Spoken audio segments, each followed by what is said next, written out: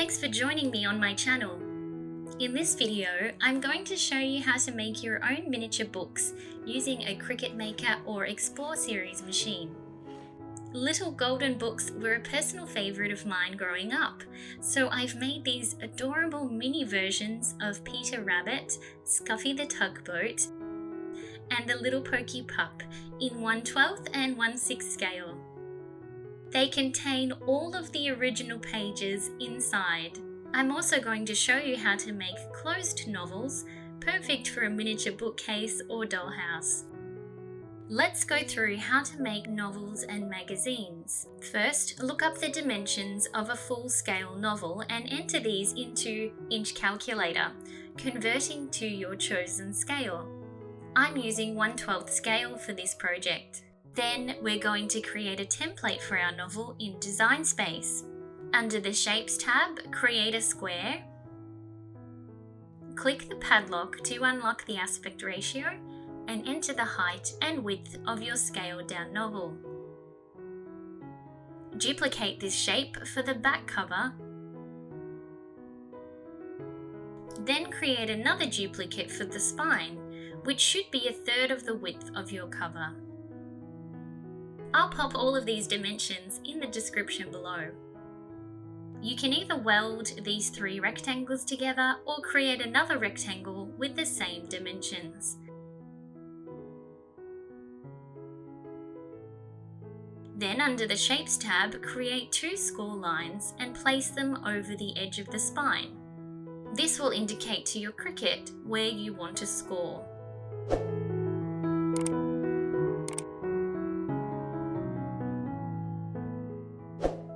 Don't forget to attach these 2 score lines to your rectangle and delete any excess shapes. This will be your rough novel template. Search for the title of your chosen book in Google Images, save the image onto your computer, and upload it into Design Space under the Upload tab. Locate the file, click Complex, then Apply and Continue, and then select Print and Cut.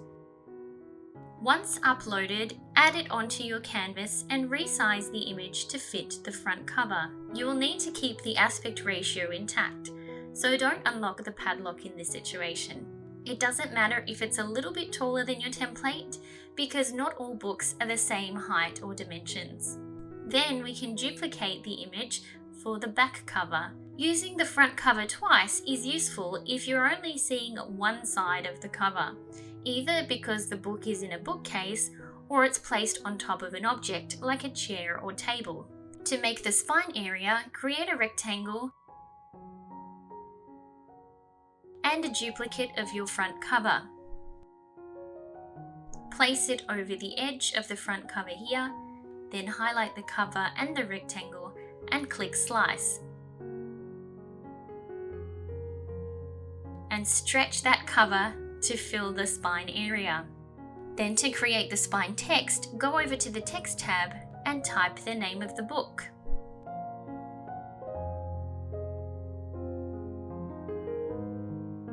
Resize with the arrow button here. You can also use the Rotate button to move the text to vertical, and then shift it over to the spine area until you're happy with the size and placement. Then highlight the text and cover pieces and click Flatten, which will allow you to print the entire cover as one shape. Last up, use 2 score lines along the spine for easy folding.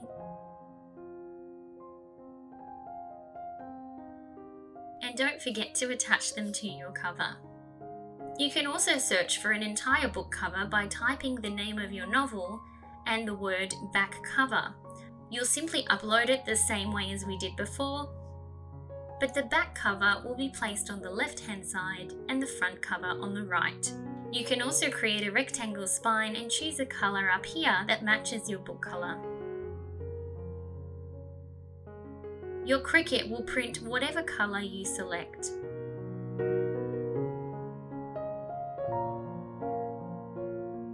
Don't forget to flatten and attach your score lines. Repeat these steps with different coloured spines and text. You can even add the author's name on the spine. Now let's create the pages inside our book. We're going to create a rectangle under the Shapes tab and colour it white so that Cricut places it on a separate cutting mat. Unlock the padlock to adjust the aspect ratio and drag it over to your cover, making it a fraction smaller than the cover itself. Then we're going to create a longer rectangle that fits 10 of these pages. The width calculation is the width of your single page multiplied by 10, and the height is the same as your single page. Duplicate the single page 10 times, placing it along the white strip. Then select just the 10 pages without the long strip and change these under the Operations tab to score lines, so Cricut will score along these lines before cutting the strip around the outside. Again, don't forget to attach the strip and the 10 scored pages together. You can then use this strip as a template for your other novels. Simply adjust the height and width to fit your chosen book size. Alternatively to creating pages, you can also cut a block of 2.5mm balsa or basswood, and this piece of wood will sit in between your book cover. Instead of creating the long strip, you simply create that one single page, and I've coloured mine brown so Cricut places it on a separate cutting mat, and I know I need to cut those shapes from wood. You can make magazines with the same steps. You can even play around with some foil application to add a little pizzazz to your books. Download a plain looking book from Google Images, and then under the Images tab in Design Space, look for writing shapes to resize and add to the book. Once you're happy with the design, select Foil under the Operations tab and be sure to attach any foil drawings you make to the front and back covers. Here are our pages. Cricut will score the pages first before cutting them out.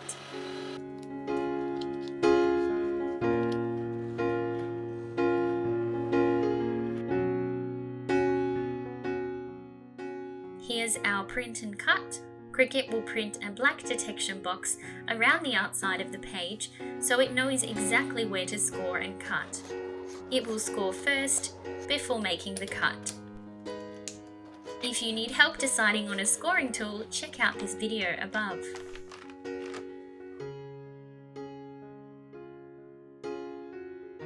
You can also create a shine to your books or magazines by applying clear tape over the top of the cover and trimming off the excess tape.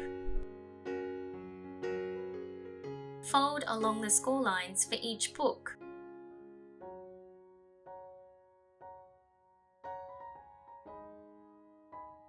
For the wooden novels, I'm simply going to glue the piece of wood inside the cover like so. As you can see, it looks pretty realistic, and it's a lot quicker than doing it with paper. Here are our finished wooden books. For the page books, we're going to do a concertina fold back and forth, then glue the inside pieces to make the pages.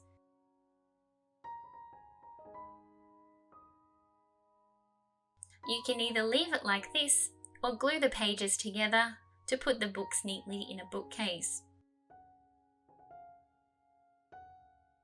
Using a clamp is helpful to keep the book together while it dries.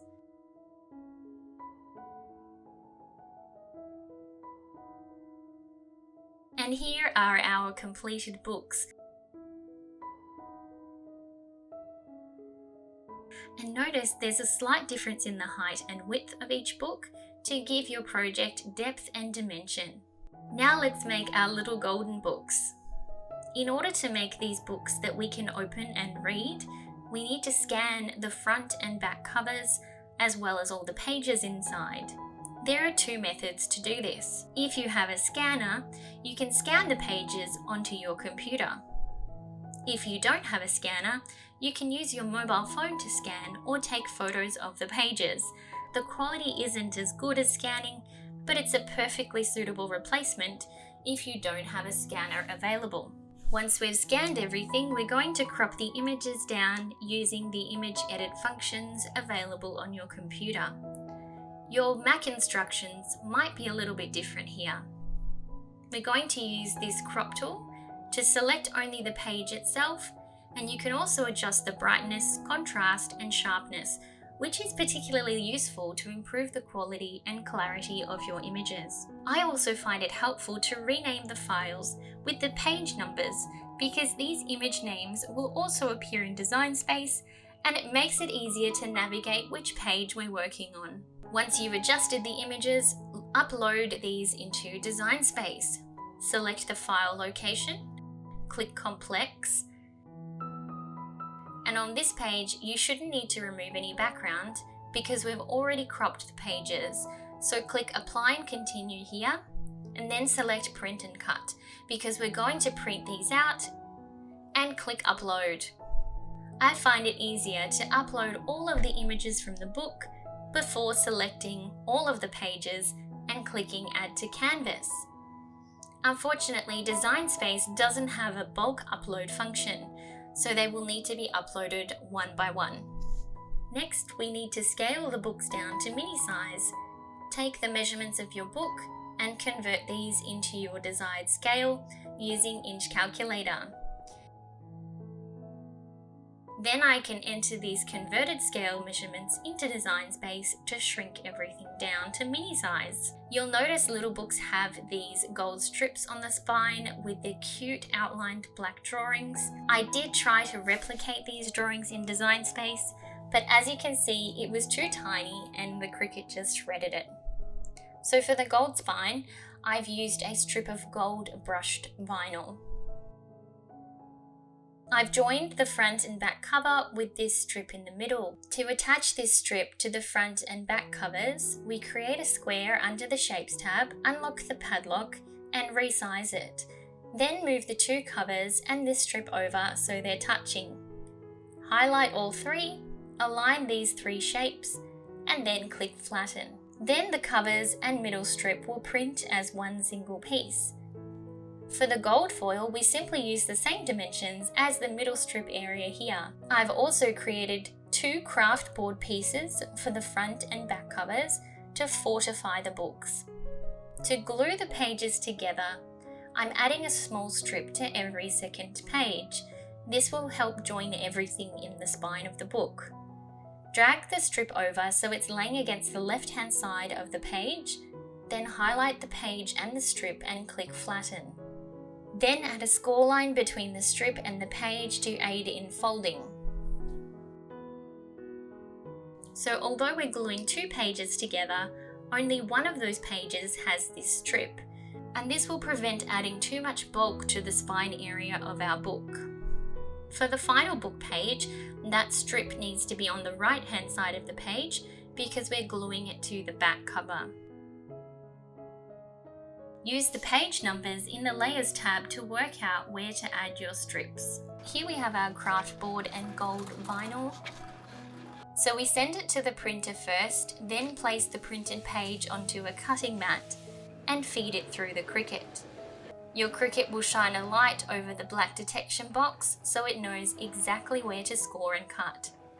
It'll score those lines we made earlier before cutting out the pages. Here are our book pages, front and back cover. Using some glue tape, place glue onto the front and back cover before sticking down your craft board pieces, lined up right to the edge. Then we're going to stick down the gold vinyl over the top of this grey area here. Using some clear packing tape, we're going to place tape over the cover to hold everything in place and give the book a nice shine. Glue the inside front and back covers down right to the edge here.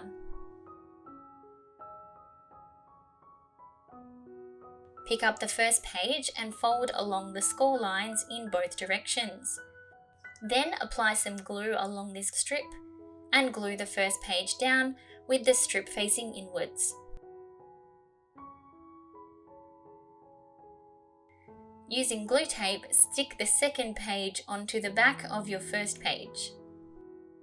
Repeat these steps for all of your pages.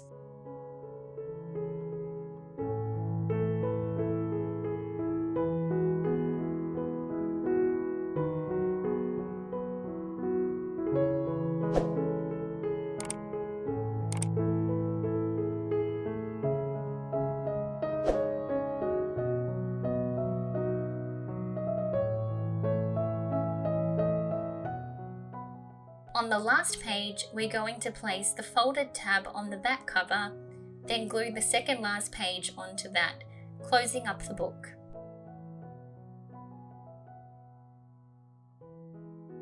I've then used clamps to hold the book shut until the glue has dried. There you have it, our little golden books are complete, and aren't they the cutest? Leave me a comment below with your mini book project ideas and subscribe to my channel if you haven't already. It really helps me out.